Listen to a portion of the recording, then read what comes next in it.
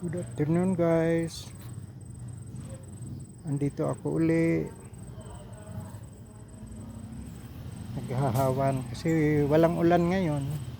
Ayun yung mga nasigaan ko na oh. Pero makulimlim ang langit. Ayan, umaambon na nga.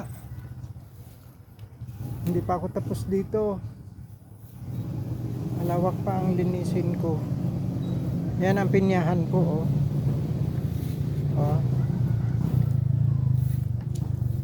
Malaki na rin tong pinyahan ko dito. Palakihin ko pa lalo.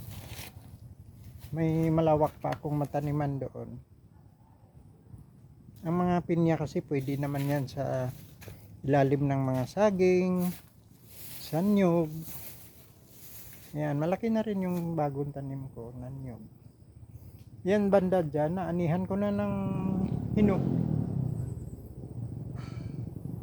Yan. Palalakihin ko palalo ang taniman kong pinya. Yan. Ito yung sinabi kong mga kamuting kahoy ko. Hindi pa sila malaki, wala pang malaman niya. Hindi pa malaman yan. Doon sa taas mayroon din. Doon sa taas pa doon. Yan. Mayroon pa doon malawak na pwede kong taniman. Hahawanin muna.